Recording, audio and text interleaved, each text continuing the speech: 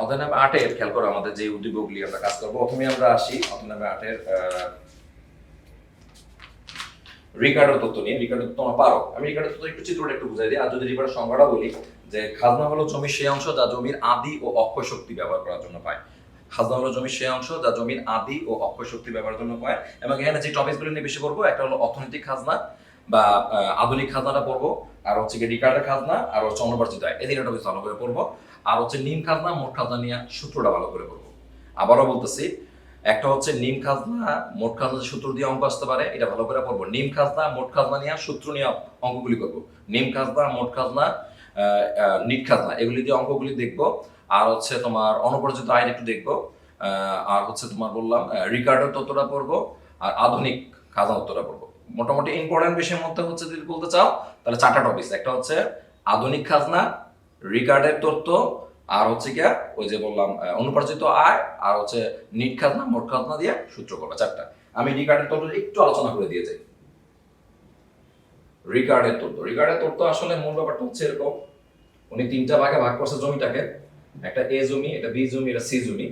আর এখানে উনি যে যদি প্রাইসটা দেখাই তোমাদের, তোমার এখানে ধরো তুমি আছে কত, ধরো 200, 400 আর হচ্ছে 600।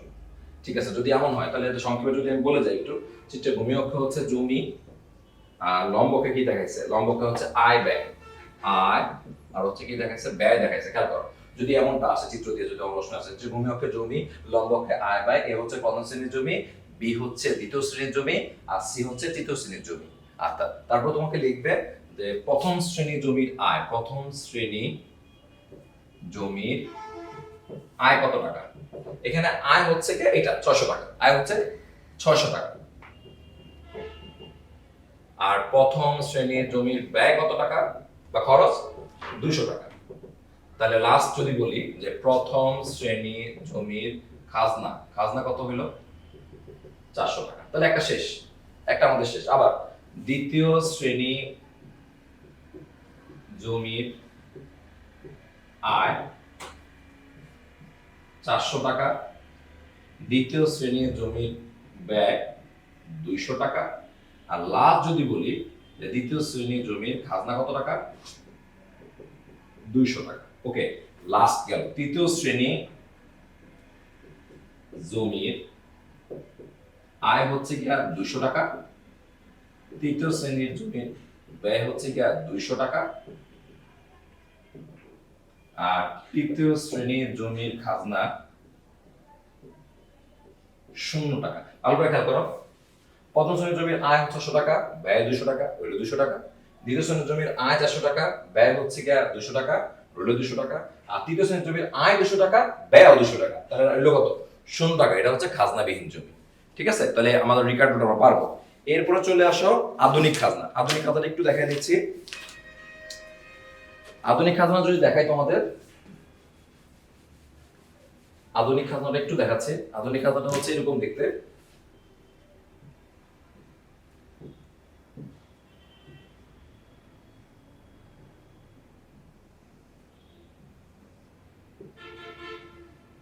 D0, G1, P0, P1, এটা হচ্ছে A, এটা B, এটা হচ্ছে S, এটা হচ্ছে Q1।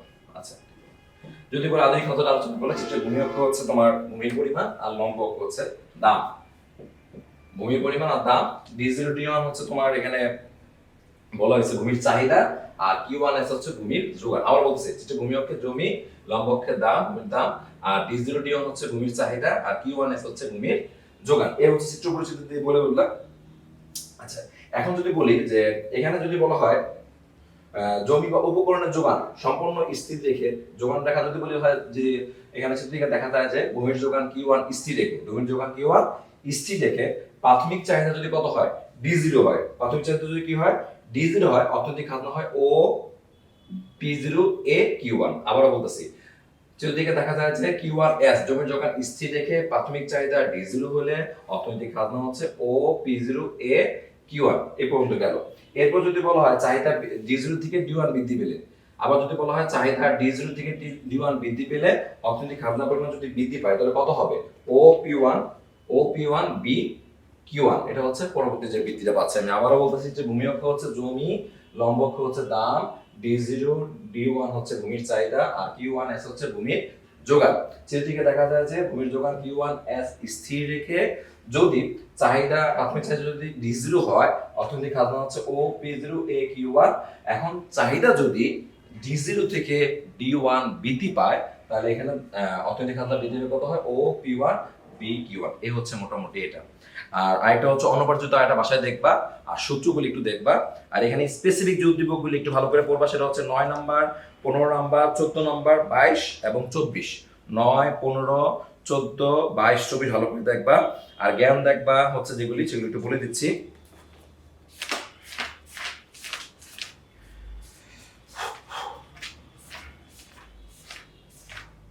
জ্ঞানগুলি দেখবা হচ্ছে কি অর্থনৈতিক খাজনা কি, তারপর হচ্ছে নিম খাজনা কি, তারপর হচ্ছে নিট খাজনা কি, নিম খাজনার সূত্র, আর অনুপর্যিত আয়। এই জ্ঞানগুলি একটু ভালো করে দেখবা। তো ঠিক আছে, আসসালামু আলাইকুম। দেখো তোমরা, আমরা অধ্যায় 9 নিয়ে একটু আলোচনা করতে যাচ্ছি। অধ্যায় 9 আমরা একটা উদ্দীপক লিখে রাখছি, সেটা হচ্ছে যে এখানে যদি বলে ভোগ রেখা বের করো, ভোগ রেখা, তাহলে কিভাবে করবো? ভোগ রেখা হলে তো ভোগ তো এটা, ভোগ রেখা বের করো। আচ্ছা, যদি তাই হয় তাহলে c কত, 50 প্লাস 0.8 y। তো তাই হলে আমরা আগে y এর বিভিন্ন মানে c এর বিভিন্ন মান পাওয়া যায়। তাহলে y ধরো প্রথম তুমি 200 ধরলা, y ধরে 100 ধরো, কত হয়? একটা মান ধরলে 100 ধরে কত হবে? 100 ধরে কত হচ্ছে? তারপর হচ্ছে ধরো 100 ধরলে মান পাইলা কত? 0.8। তারপর তুমি 100 ধরবা, গুণ করে দিয়ে একটা মান পাইবা। আবার y ধরো 200 ধরলা,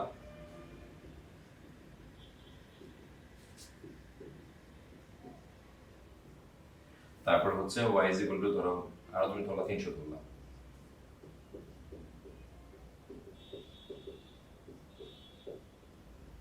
এখান থেকে মান পেয়ে পরে তুমি উপরে লেখো হচ্ছে গিয়া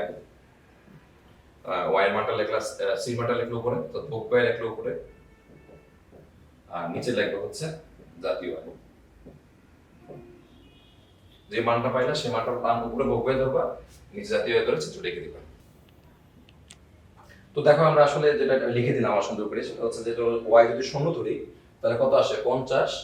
y যদি 100 ধরি আসে 130, y যদি 200 ধরি আসে 210, y যদি 300 ধরি তাহলে আসে কত? 290।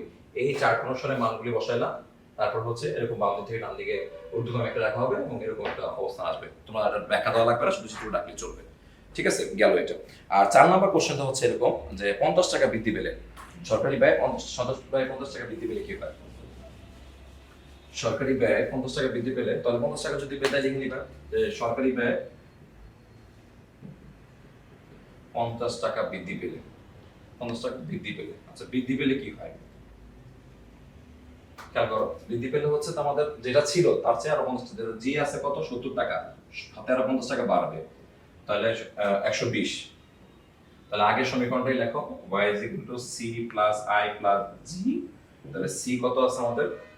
যে সমীকরণটা আছে c এর মধ্যে 50 প্লাস 0.8 y, আর i হচ্ছে এখানে কত? i হচ্ছে 30, আর g হচ্ছে এখানে 120। তাহলে আসলে কত? 120, 50, 200, আর এটির পাশে নিয়ে আসি আমরা y মাইনাস 0.8 y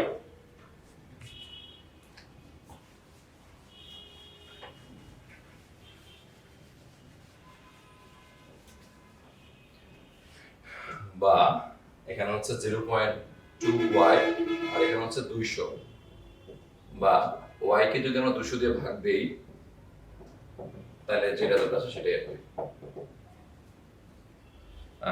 200 দিয়ে ভাগ দিলে যেটা আসে আমাদের সেটা যেটা হচ্ছে আমরা এখানে বসাই দেব। ব্যাস। তো গেল হচ্ছে গিয়া তোমরা ভাগ দিলে জাতীয় এটা পেয়ে যাবে। এটাই হচ্ছে মোটামুটি অবস্থা।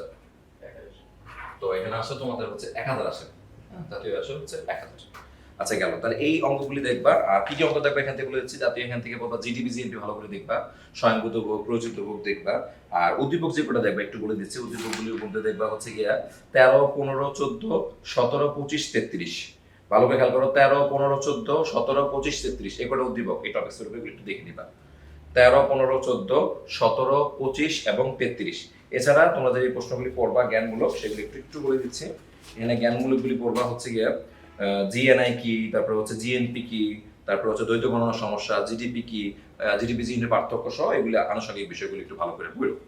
এবার চলে আসো অধ্যায় নাম্বার 10-এ। অধ্যায় নাম্বার 10-এ আমরা ভালো করে পড়বো হচ্ছে কেন্দ্রীয় ব্যাংক, বাণিজ্যিক ব্যাংক। খুব ভালো করে পড়বো কেন্দ্রীয় ব্যাংক, বাণিজ্যিক ব্যাংকটা ভালো করে পড়বো অধ্যায় নাম্বার 10-এর সবার আগে। কেন্দ্রীয় ব্যাংক, বাণিজ্যিক ব্যাংক, মোবাইল ব্যাংকিং, এই তিনটা টপিক খুব ভালো করে পড়বো। কেন্দ্রীয় ব্যাংক, বাণিজ্যিক ব্যাংক, মোট 4টা টপিক পড়লেই হবে তোমাদের। এক হচ্ছে কেন্দ্রীয় ব্যাংক, কেন্দ্রীয় ব্যাংক, এবং এটার সাথে পড়বা কেন্দ্রীয় ব্যাংকের হাতিয়ার, কেন্দ্রীয় ব্যাংকের হাতিয়ার। তারপর পড়বা হচ্ছে গিয়া বাণিজ্যিক ব্যাংক,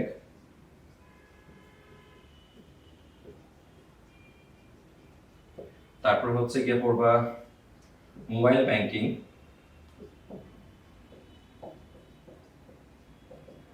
মোবাইল ব্যাংকিং, আর ফিশারের তথ্য প্লাস অঙ্ক, আর এটা হচ্ছে ভেরি ভেরি ইম্পর্টেন্ট।